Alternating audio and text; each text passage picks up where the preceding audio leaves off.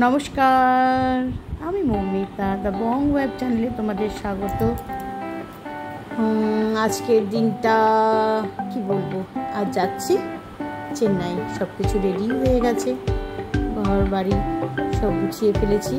যাওয়ার আগে বিছানা ওখানো হয়ে গেছে, লাগেজ সব গোছানো কমপ্লিট। সকাল সকাল ঠাকুর ঘরে ঢুকে গেছি আমি, কিন্তু এই রেকর্ডিংটা ঋষির বাবা করছে। আমি তো সময় করে উঠতে পারছি না। এদিকে নমিতাকে বলা হয়েছিল তাড়াতাড়ি আসতে, তো তাড়াতাড়ি চলে এসছে। খাবার বসিয়ে দিয়েছে, আমাদের সব খাবার বলে খাইয়ে পাঠাবে। আজ বাঁধাকপি, লাউ ডোকা অনেক কিছু রান্না করছে।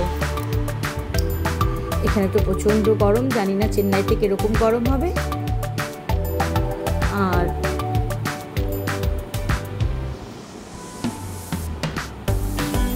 ঘুম থেকে উঠেই আগে ঠাকুর ঘরেই ঢুকেছি, পুজোটা সেরে দিয়ে যাই, তাহলে মার সুবিধা হবে। সকালবেলা উঠে ঠাকুরের বাসন মাজতে চলে এসেছি। এগুলো কমপ্লিট করে নিয়ে খাওয়া দাওয়া করে ড্রেস পরে তারপরে বেরিয়ে যাব। সঞ্জী চলে আসবে 11টার মধ্যে, ওকে বলা হয়ে গেছে। প্লিজ আমাকে কিছুতেই ছাড়ছে না, ও বুঝে গেছে। আমরা রেডি হয়ে গেছি, আমাদের খাওয়া দাওয়া কমপ্লিট। এবার আমরা বিদায়ের পালা দেখি। একটু প্রিন্সের সাথে মজা করছি, যেহেতু দাদাকে আদর করছি, বুঝে গেছে। একটু পরে শোকে বসে পড়বে। বলে শোনা বাবা তা আমার গুজু গুজু গুজু গুজু গুজু গুজু। দেখুন দেখুন দেখুন দেখুন, নামতেই যাচ্ছে না। ও নামবেই না, হায় ভগবান, ও কোলেই থাকবে। নাম।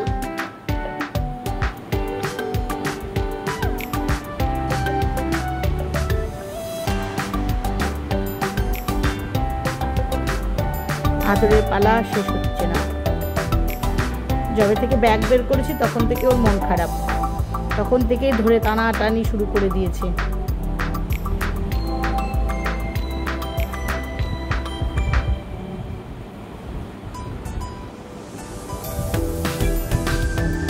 মাকে প্রণাম সেরে নিলাম। সঞ্জিত চলে এসছে, সঞ্জিত অনেকক্ষণ আগেই চলে এসছে, বাইরে দাঁড়িয়ে আছে, আমাদের তাগিদ দিচ্ছে। ওর বাবাও রেডি হয়ে গেছে, ব্যাগটা লাস্ট জিনিসপত্র যা আছে ঢুকিয়ে নিয়ে আটকে নিল। চলুন এবার বেরিয়ে পড়ি, ঠাকুরের নাম করে টুকা টুকা করে।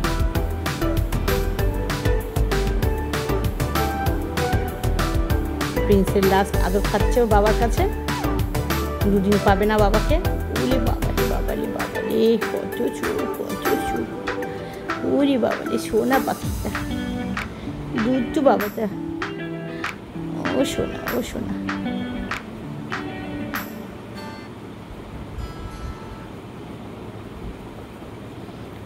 এবার বেরিয়ে যাই, অনেকটাই দেরি হয়ে গেল। দেখুন লাফালাফি শুরু করে দিয়েছে, কিছুতেই যেতে দেবে না, পা আটকে ধরে রাখছে। ওরে বাবারে, ওরে বাবা, গৌ গৌ করে কথা বলছে।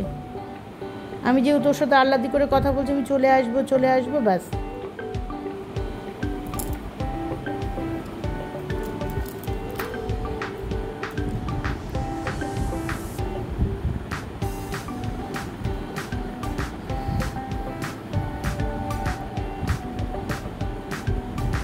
ভাবিকে একটু আদর করে দিই, ওদের আর আদর শেষ হচ্ছে না। ওদের আদর না, আমারই খারাপ লাগছে দুটোকে ছেড়ে যেতে। ভালো লাগে না দুটোকে ছেড়ে থাকতে। দেখুন যেতে দেবে না আমাকে। আমি তাকে বললাম দেখে রেখো, ওর তো একটা বাজে হ্যাবিট আছে, নোংরা মুখে দেয় আর কি। এবার বেরিয়ে পড়লাম ঠাকুরের নাম করে।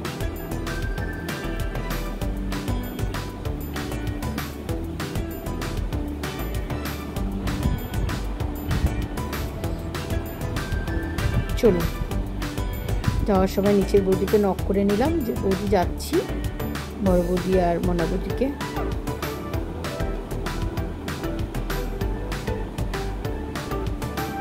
মা উপরে দাঁড়িয়ে আছে, নমিতাও এসছে। প্লিজ তো ওই দেখুন আমার ছোটকে কুচি মেরে দেখে যাচ্ছে, বলে আমার ছোনা বাবাটা। কারোর জন্য কষ্ট হয় না, কিন্তু প্রিন্সের জন্য খুব কষ্ট হয় আমার। সবাইকে বাই করা হয়ে গেল, এবার আমি গাড়ির ভেতরে বসে পড়লাম। চলুন। উমা গাড়ির ভেতরে দেখে বসিয়ে দেখছি, ও সঞ্জিতের ছেলে এসছে একটু।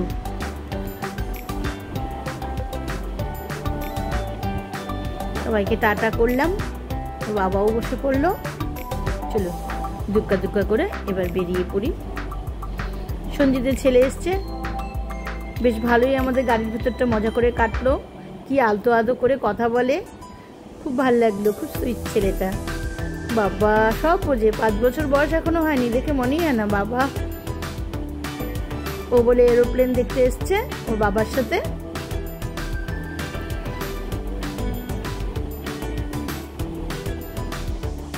আর কি ফুচকুটার সাথে গল্প করতে করতে কখন পৌঁছে গেলাম এয়ারপোর্টে। চলুন, আমাদের তো 3 মাস পর পর আসতেই হয় এই জায়গাটাতে, একই জায়গায়।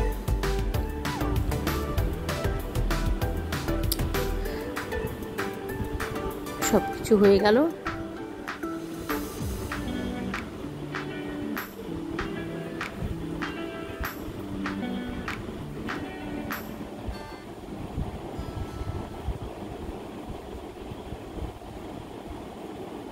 আমাদের বোর্ডিং কমপ্লিট।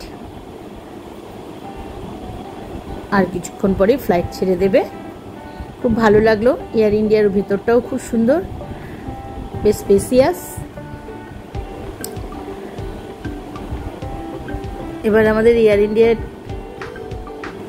টিকিট করা হয়েছে।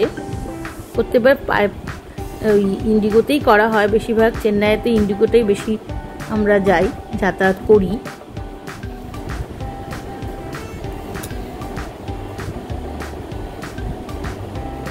বাহ, এখানে আবার একটা দেখি নেভিগেটর দিয়েছে, বেশ ভালোই হলো। আমি এর আগে ইন্ডিগোতে গিয়েছি, ওখানে তো দেখিনি নেভিগেটরটা। এয়ার ইন্ডিয়া নেভিগেটর দিয়েছে, খুব ভালো। এখানে রুটটা পুরো দেখিয়ে দিচ্ছে আমরা কোন দিক দিয়ে যাচ্ছি, ম্যাপটা। এই দেখুন, আমাদের ফ্লাইট ছেড়ে দিয়েছে, আমরা রওনা দিয়ে দিয়েছি। আর এখন একটু পরে চলে এলাম চেন্নাই। এই দেখুন, এটাও দেখিয়ে দিল চেন্নাই চলে এসেছি। আর কি আপনাদেরকে আর নতুন করে বলবো কি, এটা তো চেন্নাই এয়ারপোর্ট চলে এসেছি। এবার এয়ারপোর্টটা আমাদের অন্যদিকে নামিয়েছে, এই দিকটা আমরা কোনো দিনের আগে আসিনি।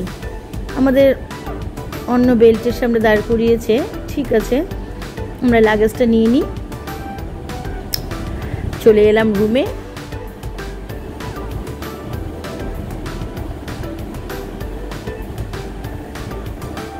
রাজেশকে আগেই বলা হয়েছিল রুম রেখে দেওয়ার জন্য, রাজেশ রুম রেখে দিয়েছে।